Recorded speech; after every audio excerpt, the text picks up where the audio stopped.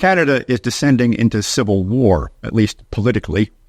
Trudeau's carbon tax has divided political leaders as no other issue has before. Federal Conservative leader Pierre Poilievre announced on Wednesday that he will try to force a carbon tax election if Trudeau doesn't drop the tax.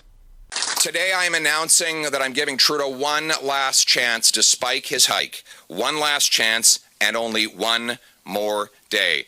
Today I'm announcing that if Trudeau does not declare today an end to his forthcoming tax increases on food, gas, and heat, that we will introduce a motion of non-confidence in the Prime Minister. It will read that the House declare non-confidence in the Prime Minister and his costly government for increasing the carbon tax by 23% on April 1st as part of his plan to quadruple the tax while Canadians cannot afford to eat, heat, and house themselves, and call for the House to be dissolved so Canadians can vote in a carbon tax election.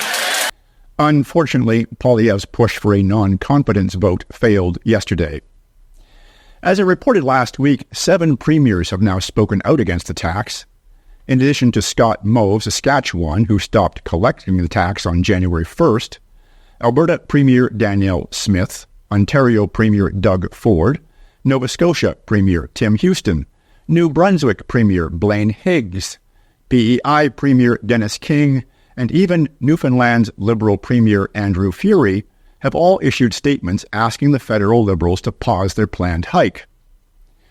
Trudeau has accused Newfoundland and Labrador's Liberal Premier Furey of giving in to political pressure for joining other provincial leaders in criticizing the April 1st carbon tax increase.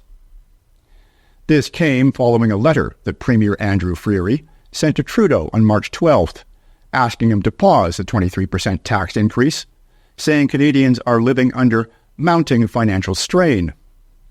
Perhaps Justin's feeling a little insecure. When he was elected in 2015, the majority of Canadian provinces were under Liberal governments. Only Saskatchewan had a Conservative premier.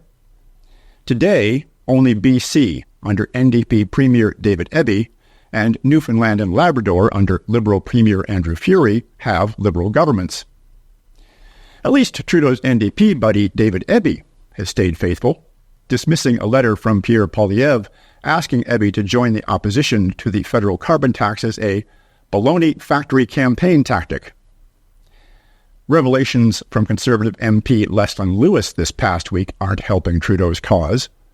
Ms. Lewis filed an order paper last June, wherein she asked for details about all federal government engagements with the World Economic Forum, including contracts, transfer payments, and memoranda of understanding.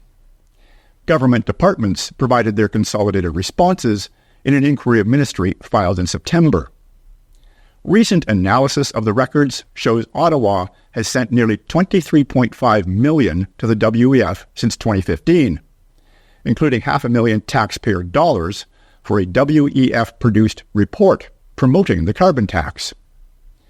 Furthermore, Blacklock's reported this past Wednesday that small businesses in Canada have received only 14 cents on the dollar in carbon tax rebates that were promised to them by Environment Minister Stephen Guilbeault 4 years ago.